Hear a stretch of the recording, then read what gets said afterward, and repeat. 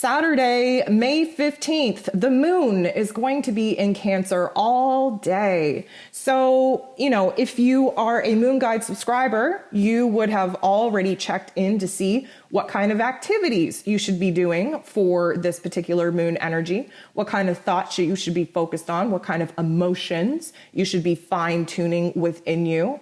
If you're not a moon subscriber, I would definitely recommend you go do that. You get both the new and full moon guides along with the day-to-day interactive calendar to keep you aligned with the lunar energies.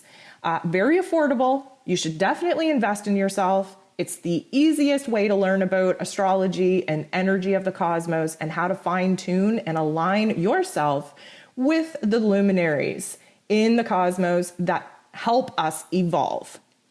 With that being said, we have 6 moon aspects taking place today. First and foremost, here's the 2 that I want to focus on. There are 6, yes, but I want to focus on 2 because these are the major ones that are going to create some waves. We have the moon sextiling Uranus, and we have the moon squaring Chiron. So as we've been discussing, sextile, good energy. Square, not so much. It's a tension point. It's a crisis point. Is it needed? Yes. Why? Because we only make changes when we're suffering, right? When we're tired of the pain, when we're tired of the chaos, when we're tired of just everything. So absolutely needed, but they're not favorable. They're favorable for us to have a breakdown so that we can have a breakthrough. That's about it. The moon sextiling with Uranus energy again, higher octave of the intellect, connected to divine source, the visionary, the aha moments, the moments of brilliance. We are able to see the path forward. The Uranian energy does a number on our central nervous system. It's very impulsive. It's like lightning. We get struck by this cosmic blast from the universe and suddenly we want to make some major changes. We want to disrupt the whole system, the whole routine. We just want to bust out, break free, just liberate ourselves. But here's the thing. The moon is squaring Chiron. This is a trigger. This is a healing aspect. This is exposing our wounds. Why? Because we need to see that our wounds are still very much raw, very much exposed, very much still having salt poured in them, rubbed in real good. And we need to see that, we need to feel that, we need to feel triggered by that in order for us to want to make a change, which the Uranian energy wants us to do. Now here's the thing. We have dominant Cancer energy because the moon, of course, ruled over by Cancer day. Cancer energy is being amplified by Mars being in Cancer, who's super pissed off of being there, super frustrated, super triggered, super in the ready to drop gloves, just in the mood to fight, okay? So bear in mind, we're fighting in our personal relationships, in our family dynamics. Why? Because our boundaries are being tested. Why? Because we need to be triggered. Why? So that we can make some changes. So that's all fun and well. But here's the thing. It gets a little bit worse, gets a little bit complex. Mars, again, in Cancer, super not happy about it. It's making an aspect with Saturn, the Lord of Karma, negative Nancy, right? She's trying to show you, you can't do this because there's a rule about that. Well, you can't move forward and change that because you have an obligation, especially to your family and especially to your home, right? Saturn is just like negative Nancy. This is why you can't change. This is why you shouldn't change. This is why you can't move forward. You told us you would be there. You have to honor this. You're committed to that. And Mars is just like, please, like, shut up before I just punch you in the face. Okay? And our obligations, our responsibilities are so in our face right now, and we want to escape this realm so freaking badly that we're just frustrated. We're triggered. And on top of everything that the moon is doing, to me, this just screams like there could be a downright blowout, right? That we could just lose all of our marbles here today.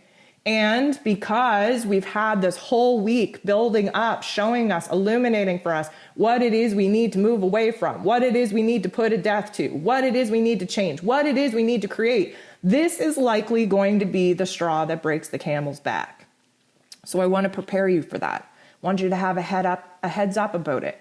And we have every opportunity in every situation that we're triggered in to be the observer, to step outside of the egoic situation that we're in and see where it is that we can handle things differently, where we can make changes, respond differently, where it is that we can take this opportunity to speak confidently and clearly about what it is that we think, what it is we feel, what it is we believe at this particular junction in our plan, in our journey. One thing I also want to remind you, just feel the need to just remind you, Venus is in Gemini, and last year around this time, Venus was in Gemini as well, and she also went retrograde, and this brought up a lot of problems for some long-term committed relationships, and a lot of those topics and themes are being reverberated and resonated and re-triggered through this particular time. And because we are entering into such an accelerated window of growth, because soul contracts are either being voided, renewed, or initiated, and because Venus in Gemini is very polar opposite, I would just recommend that if these outbursts, if this straw breaking the camel's back is manifesting for you in a romantic relationship, please heed these warnings very, very seriously. Take these messages very much to heart and recognize where it is that maybe you are attached and not in love. And there's a huge transformation going on in romantic relationships right now because we have to prepare for the new vibrational people entering into our realm that are here because we wrote a contract with them that they are here to honor, to help us grow, to help us evolve. So that is your energy forecast for Sunday, May 9th to Saturday, May 15th. I want to thank you all so much once again for tuning in to this week's energy forecast. And please, I really don't want to beat a dead horse here, but please take advantage of all the content that I put out. Sign up to the energy guide. It's free. Sign up to the moon guide. It's $11, but it'll help you on your path. And if you are somebody that hasn't listened to your own individual zodiac forecast by now, please download your forecast. I cannot tell you the amount of information that you get for $11 and how it can better your life and fine-tune your journey with the cosmos, making it a lot easier and graceful, making it a lot easier to roll instead of being dragged. So thank you once again for tuning into this week's energy forecast. I hope you have a beautiful new moon, and we'll talk to you soon.